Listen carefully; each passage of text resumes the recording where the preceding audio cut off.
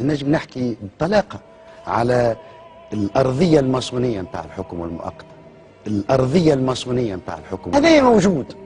وإذا كان قالوا لي اللي فلان الفلاني راهو فلان الفلاني وفلان الفلاني يعمل الحكم المؤقت، راهو فلان الفلاني وفلان الفلاني يعمل الحكم الماسوني، وهذا متأكد وهذا متأكد وهذا متأكد. من يحمل ولاء لهذا الفكر الماسوني.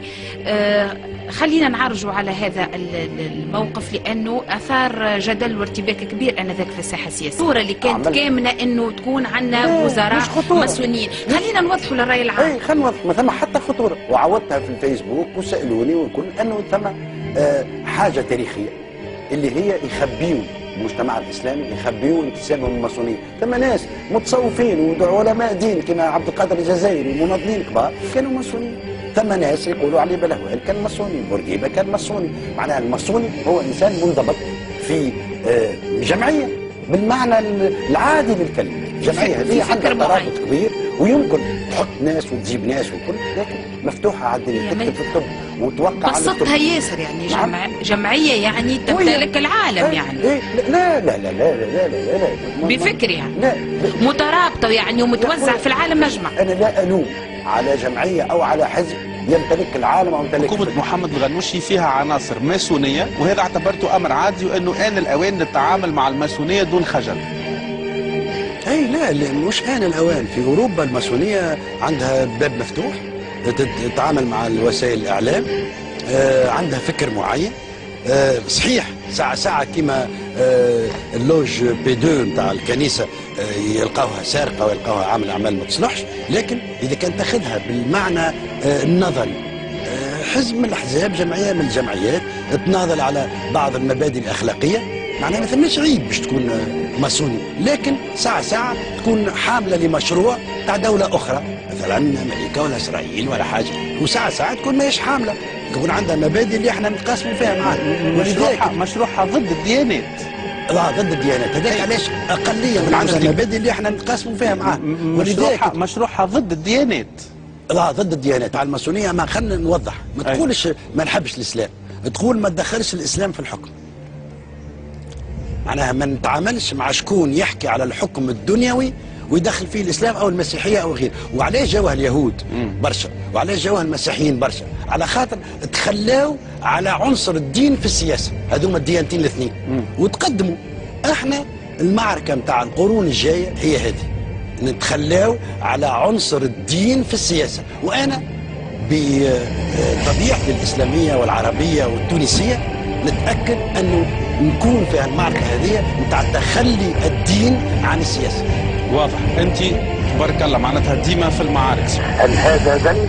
هل هذا كفر؟ هل هذا كفر؟ يستوجب ان يشهر به في بالحاجه اللي انا احترمه واقدره، لانه على الاقل يقول في اشياء غير موافقه، لكن البث كل مرة سواء في سوسة أو في القيروان مرة أخرى كلما كان معنا، لأنه يضمن الحوار بين المتفارقين ويخلق الألفة. أنا نقول في يوسف لابد من شيء من التواضع، ولابد من شيء من التسلح بالمداخل المنهجية للناس. راهو ثم رأي عام.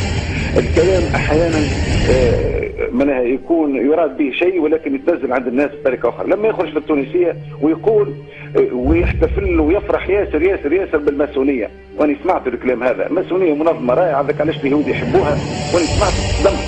اذا احنا مالناش مشروع ماسونيه ولا صهيونيه ولا غير، هذا يصدم الراي العام، يصدم الراي العام في يوسف. وانت تعرف انسان مثقف، الاصل فينا الان نخلق وضعيه نحافظوا على المشترك في الامه حتى في الالفاظ، لانه قدامك راي عام فيه حتى الامي وفيه العامي فيه كذا، ماليش في وسط معرفي اكاديمي نتحدثوا مع بعضنا فقط. في تخرج في اذاعه ولا في تلفزه ولا كذا، ثم لابد من الاحتراز من حتى في الالفاظ والصياغه. عندنا مناكفات كبيره مع سي يوسف، وانا نعرف سي يوسف، انا قارئ، انا انسان مفكر، من اللي ترجم محاولات ترجمه القران الاولى بالفرنسيه منذ كنت تلميذ، يعني اعرفها ومطلع على بعض منها. معناها ماناش ناس جهلاء ولا ناس كذا. سي يوسف يجي ينزلنا الان في المعرض فلازم نقبلوه، هو يتكلم واحنا واضح سيدي، واضح سيدي الكلام. هذا الصيغه اللي عملتها الان فريمون غالطه، جيت معناها تصلح، حبيت وضعيه غلط، سي رضا بالحاج خصيم ولا فكريا، وهذا شرف لي ما عنديش مشكله، لكن بالطرق الحضاريه،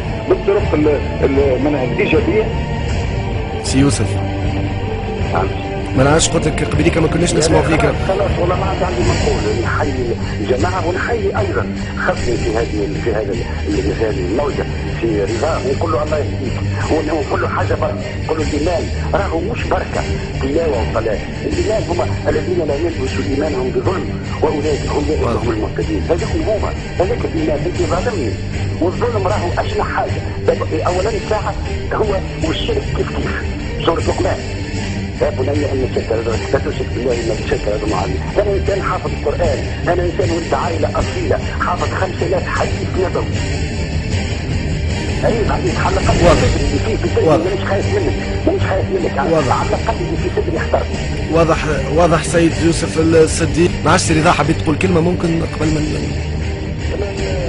لما حالة الرشد، أنا طالب الرشد دائما، والرشد يعني يقتضي المواقف المتزنة ويقتضي أن الوقت المبدئية، ونحن على هذا